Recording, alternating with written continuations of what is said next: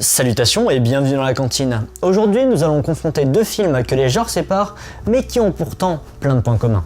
S'il n'y a plus de poissons dans le lagon, Moana. n'oublions pas que l'océan est vaste, Nous avons un règlement. qui date de l'époque où il y avait du poisson. On peut pas le laisser partir. C'est notre devoir de l'accompagner. Je ne peux pas déployer notre armée et laisser Themyscira sans défense pour leur guerre à eux. Mettre notre peuple en danger pour retourner t'amuser dans l'eau, c'est ça? Oui, mais c'est Arès qui a fomenté cette corruption. Vous l'avez compris, nous allons comparer Wonder Woman et Vaiana, même si dans les extraits qui suivent, on l'appelle Moana. Je préfère prévenir, je spoil à mort. Il est temps de se plonger dans cette comparaison. Ready? Go!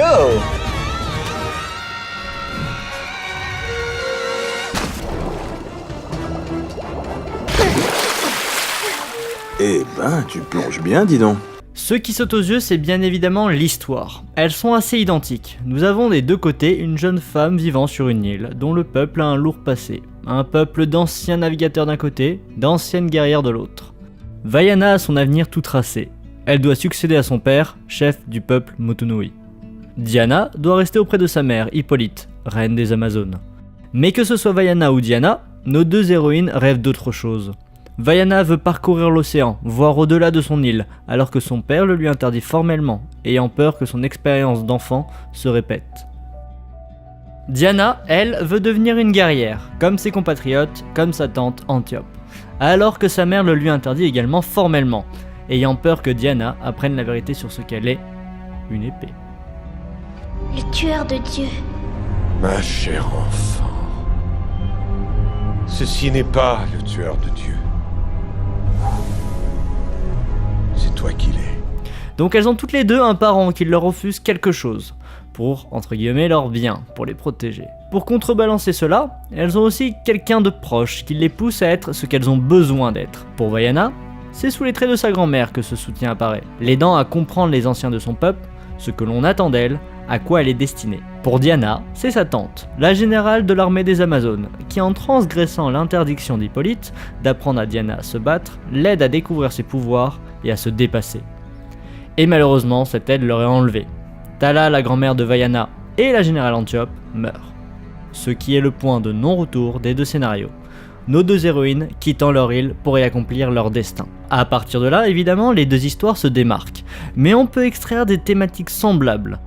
On retrouve le penchant masculin. Dans Vaiana, c'est Maui, le demi-dieu. C'est le prétexte du départ de Vaiana. Maui étant celui qui a volé le cœur de la déesse Tefiti, Vaiana doit le retrouver pour qu'il rende le cœur magique à la déesse et qu'elle retrouve ses pouvoirs. Dans Wonder Woman, le pilote Steve Trevor est aussi le prétexte du départ de Diana, car il amène avec lui sur l'île la guerre et la preuve que le dieu Arès s'en prend aux humains. Vaiana ne peut se résoudre à laisser son île pourrir car la déesse Tefiti a perdu ses pouvoirs.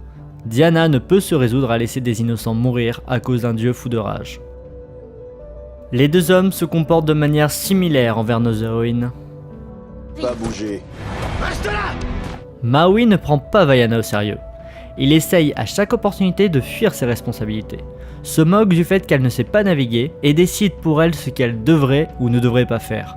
Steve Trevor, lui, se comporte comme un homme éduqué au XXe siècle, c'est-à-dire qu'il pense que c'est son devoir de la protéger. Et il ne la prend pas au sérieux également, écoutant presque amusé ses explications sur son peuple. Ma mère m'a sculpté de ses mains à même l'argile et la vie m'a été donnée par Zeus. Eh ben, c'est génial. Alors qu'il voit sa force monstrueuse et ses pouvoirs. Réellement, la femme t'explose un clocher. Et tu as des doutes ? La dernière fois que j'ai vu un clocher se faire démolir de la sorte, c'était dans Il faut sauver le soldat Ryan. Et merde, ce sniper était efficace ? Oh oui, il était efficace. Pourtant, les deux hommes changent leur façon de se comporter devant la détermination à toutes deux. Et le fait qu'elle les sauve plusieurs fois du pétrin. Une autre thématique identique, l'évocation des dieux et l'influence sur le destin. Dans Vaiana, elle est choisie par l'océan, une entité qui garde le cœur de Tefiti bien au chaud dans ses fonds, jusqu'à ce qu'il trouve la personne qui pourrait rétablir la situation. Diana, elle, vous vous en souvenez, c'est une épée que Zeus a offert aux Amazones pour lutter contre Arès. Bien que ce soit les dieux qui les ont choisis toutes les deux, s'il y a bien une chose qui rapproche ces deux personnages, c'est leur détermination, et le fait qu'elles soient maîtresses de leur destin. Car même étant des privilégiés des dieux, Vaiana et Diana font des choix. Elles auraient pu choisir de rester sur leur île car rien ne les forçait à partir. C'est donc leur force de caractère, leurs choix qui font leur histoire. Il y a surtout une phrase de dialogue et une scène dans ces deux films qui sont semblables. Je suis Moana de Motunui. À bord de mon bateau, je traverserai l'océan et je restituerai le cœur de Tefiti. Je suis Diana de Themyscira, fille d'Hippolyte, reine des Amazones. Et tes machinations envers ce monde sont terminées. Pour la phrase de dialogue, dans Vaiana, on l'entend la répéter tout le long du film. Et dans cette scène, elle décide qu'elle donnerait le cœur de la déesse elle-même. Pour Diana, cette phrase est destinée à ce qu'elle pense être le dieu Arès, pour lui annoncer qui vient le tuer. Non, ce n'est pas Johnny. Après, le fait que le personnage annonce qui il est et ce qu'il compte faire, ce n'est pas rare dans le cinéma. Mon nom est Maximus Decimus Meridius, commandant en chef des armées du Nord, général des légions Félix, fidèle serviteur du vrai empereur Marc Aurèle, père d'un fils assassiné, époux d'une femme assassinée. Et j'aurai ma vengeance, dans cette vie ou dans l'autre. Et pour finir, nous avons une scène identique aux deux films, où on voit nos héroïnes marcher, les cheveux dans le vent, pour accomplir leur destinée face à leur ennemi.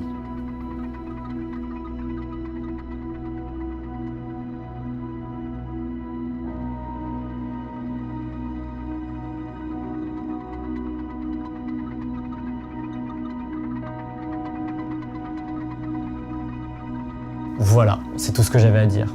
Je tiens à remercier Laura qui m'a autorisé à adapter un de ses articles. Si vous avez trouvé ça intéressant, je vous invite à lire les critiques et les articles de Cookie Time sur le blog Fucking Sniffle.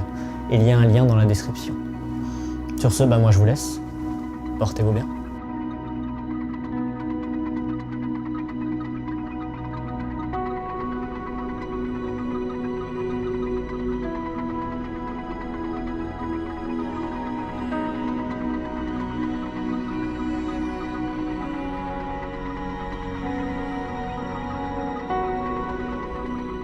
Bon, allez, amuse-toi bien. Bah oui, et parti.